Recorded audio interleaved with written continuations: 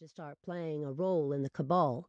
3 years of trying to prove myself, yet no matter how hard I worked, nothing changed. I kicked off my shoes and took a long sip of tea. I'm just happy to be home where people actually want me, not Lucas. So there's a client coming? Right. Savannah got to her feet. Actually, I don't know what I was thinking, telling her to come by as soon as your plane landed. You're tired. Let me reschedule. No, I've had my pity party.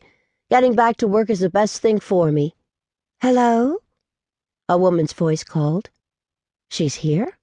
I said. Apparently, Savannah muttered.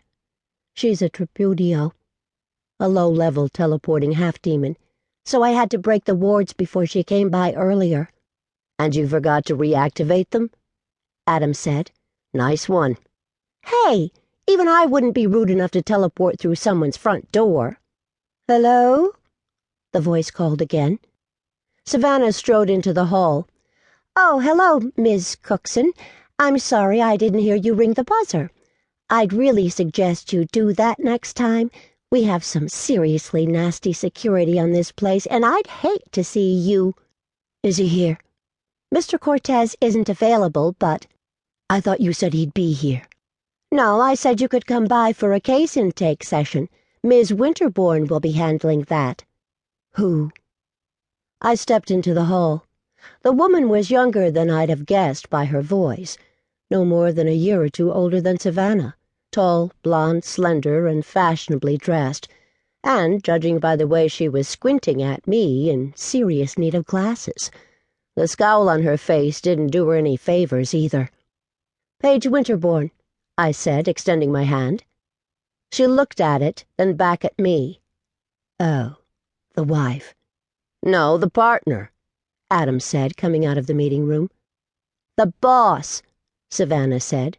The woman who will decide whether we take your case or... I stopped them both with a look, then said, Lucas is away until later this afternoon, so... I'll wait. She sailed past Adam and into a meeting room chair.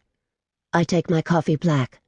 And bitter, I'm sure, Savannah muttered under her breath.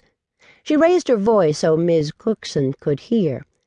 There's a coffee maker right behind you. It does a cup at a time. Very easy to use. You may want an espresso, though, to keep you awake. It'll be a while before Lucas gets here, and even longer before he's ready to talk to you. He's been away from his wife for a week, so he'll want to visit first. I shot Savannah another look. I got a look, too, from Ms. Cookson, a slow once-over that said, really, she couldn't imagine why Lucas would bother. Now she was just being a bitch. I walked to the coffee maker. Mild, medium, or dark roast. We have flavor, too, French vanilla and hazelnut cream. His, Savannah said, shooting a thumb at Adam. He's such a girl.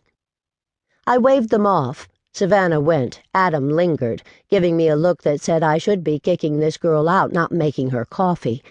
This was his way. Savannah's, too. Yet when people insult and underestimate me, it only makes me all the more determined to prove myself. It's not as if being overshadowed by my husband is anything new. Even back when I was coven leader and Lucas was an unemployed lawyer, he was still the one whose name made people sit up and take notice. My father-in-law is the CEO of the most powerful cabal in the country. Lucas is his illegitimate youngest son.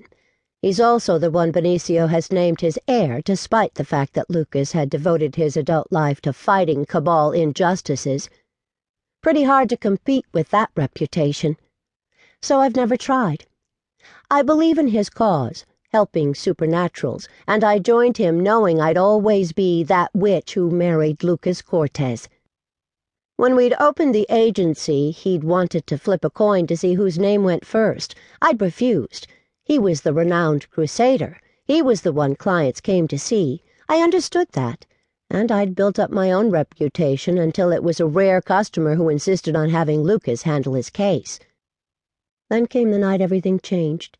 Lucas's 2 oldest brothers had been murdered, leaving only Carlos, whose greed and amorality might make him a decent cabal leader if he wasn't so damned incompetent. Benicio needed help. Benicio...